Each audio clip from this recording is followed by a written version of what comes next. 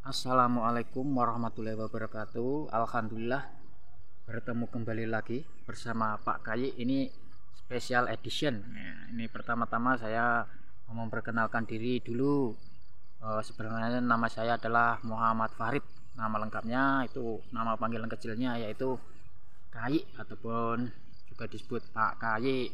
Orang-orang desa menyebut saya dengan panggilan Pak Kayi. Nah, ini saya bercerita tentang gimana kok asal usulnya bisa tanam buah-buahan di kebun, sampai perkebunan, skala perkebunan. Ini saya berbagai pengalaman saya di bidang pertanian, khususnya palawija sama buah-buahan. Nah, ini dulu saya seorang petani palawija, itu sayur mayur, ada tomat, terong, bawang merah, cabai besar, cabai keriting. Nah, seiring berjalannya waktu, banyak jatuh bangun gitu, membuat saya berpikir lagi gimana caranya menanam sekali itu bisa panen berkali-kali dan tidak membutuhkan modal kembali. Maksudnya gini, kalau kita menanam sekali itu kan modalnya sekali. Nah, itu panen berkali-kali, yaitu menanam buah-buahan. Kalau kita menanam padi, menanam tomat, terong, itu kan modalnya sekali, habis terongnya, habis tomatnya, kan modalnya harus kembali lagi untuk dipindah tanamkan lagi gitu kan. Nah, saya berpikir gimana caranya ya tanaman kita bisa tumbuh setiap saat tanpa harus kita mengeluarkan biaya penanaman lagi. Nah, pada saat itu saya jatuh bangun, sudah beberapa juta saya gelontorkan di pertanian. Di saat muda saya bertani, sejak 2012 lulus STM. Nah, saya di situ memberanikan diri dengan modal yang cukup besar itu, nanam bawang merah itu ya rugi lagi, tanam lagi rugi lagi. Nah, itu awalnya. Dari situ saya mempelajari tentang palawija, terong-terongan, tomat-tomatan gitu. Nah, ada kakak saya menawarkan buah-buahan, yaitu ini alpukat. Nah, sebelum saya tanam alpukat, saya cari ilmunya tentang alpukat ataupun tentang masalah dunia perbuahan. Dulu kan saya juga nanam buah kelengkeng di depan rumah, itu sangat-sangat banyak itu buah-buahnya, buahnya itu, dan menghasilkan satu pohon itu 1 juta. Nah, itu di kelengkeng saya berpikir 2 kali kok banyak menanam buah-buahan ini hasilnya. Nah, saya terapkan. Ada kakak saya menawari untuk menanam buah alpukat ini. Ini tidak, perawatannya tidak ribet seperti kelengkeng, dan tidak begitu banyak hama. Perawatannya juga cukup mudah, dan juga jambu kristal. Kalau jambu kristal itu membungkusi terus menerus. Kalau tidak dibungkusi itu dimakan oleh lalat buah, disengat oleh lalat buah. Jadi seiring berjalannya waktu, sebelum saya menanam, alangkah baiknya kita tinjau market dulu ya. Kalau kita menanam, jangan asal menanam, kita tinjau marketnya, pasar kita survei, itu buah-buahan apa yang paling laku, harganya stabil dan cepat untung. Nah, ini saya sudah survei di supermarket, di pasar ataupun di swalayan, dan saya akhirnya memberanikan diri untuk menanam alpukat dan jambu kristal. Nah, ini dua komoditi ini yang cukup bisa diandalkan, dan juga harganya stabil gitu, nggak naik turun. Dan ini saya tanam jambu 60 pohon. Ini yang sudah produksi 30, alhamdulillah sudah balik modal ini. Alhamdulillah kita hanya bisa raih untungnya, dan sama pupuk sama insektisidanya saja sudah ringan. Nah, kita tinggal tarik bahat ini. Nah, ini saya tanam jambu kristal 60 dan alpukat ini 150 batang. Nah, insya Allah di tahun depan ataupun tahun 2024-2025 insya Allah panen raya, belajar berbuah. Ini saya prediksi satu pohon belajar berbuah itu minimal menghasilkan 15 kilo. Harganya di pasaran sekitar 20-25. Nah, tinggal mengalihkan satu pohon itu sekitar 30 kilo kali 25 itu berapa itu uangnya. Nah, itu kan bisa menjadi inspirasi bagi kita petani muda.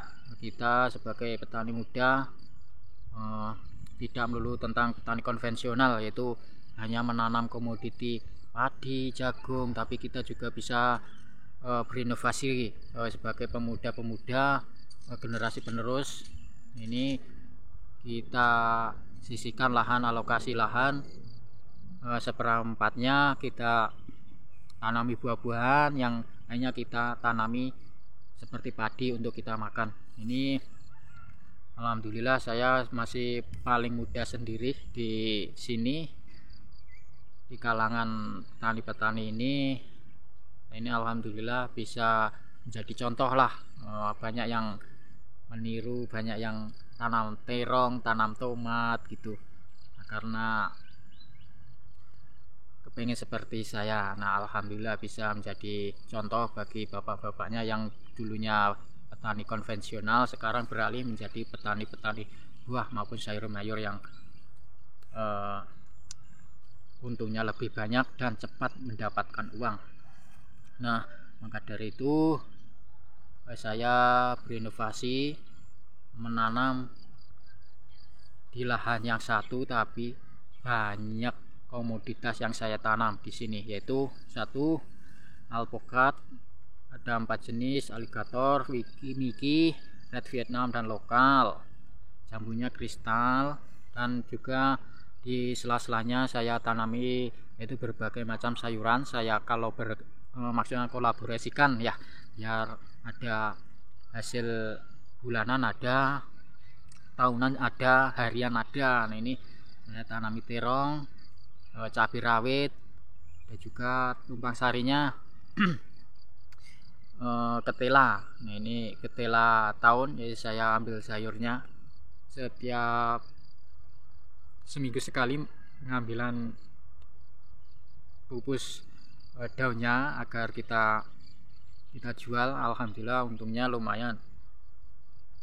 Maka dari itu kita untuk jaminan hari tua lah, kita tidak melulu kalau kita sudah tidak punya tenaga, sudah tidak punya kekuatan untuk bertani, maka tanaman inilah yang bisa membantu kita untuk menyediakan makan, mencarikan makan buat anak cucu kita. Semoga bisa berlaksana. Nah, ini jatuh bangunnya saya itu diawali ya, kalau kita dalam keadaan di fase di bawah banget, jatuh bangun, kita jangan sampai putus asa ataupun menyalahkan keadaan hingga menyalahkan Tuhan. Jangan, kita terus berusaha. Semakin kita gagal, semakin kita harus bisa meraih apa yang kita inginkan. Itu syaratnya satu, kita berteman dengan orang yang lebih dari kita, yaitu pengalamannya, kesuksesannya, penghasilannya itu di atas rata-rata orang sederajat kita. Jadi kita circle-nya itu pengalaman, dan kita temanan sama mereka. Gimana sih caranya kok bisa sukses seperti sampean ini?